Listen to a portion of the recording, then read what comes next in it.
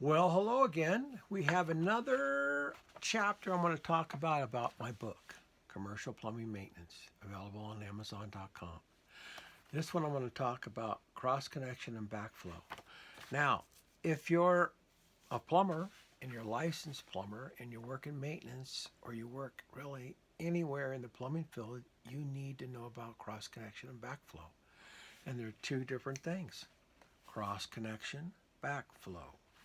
Okay, so now I talk about all of these as well as you'd get from your own book, but in here, here's like an air gap. Your basic, easiest way to prevent cross connection. 2 times the diameter.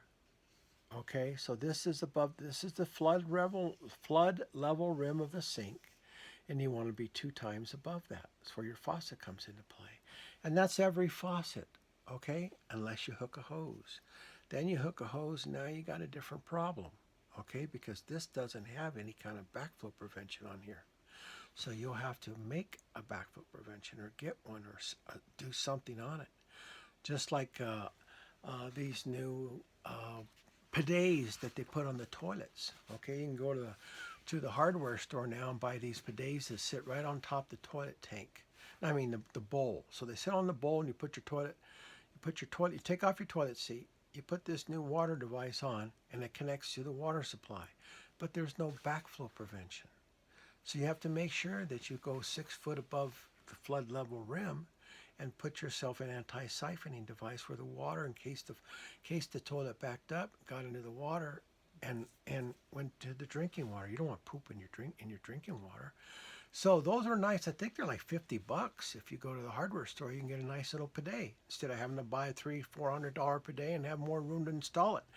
These things wash your ass great, whatever, but you need to have a backflow device on it. So just pay attention to what you're doing all the time. Pay attention about plumbing. And that's what this chapter's about.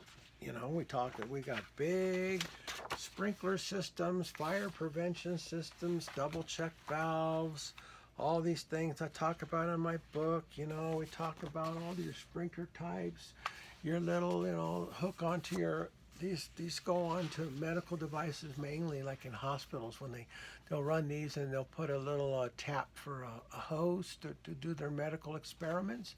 Make sure you have an anti-siphoning device. So understand backflow prevention, and it's in the book, Amazon.com.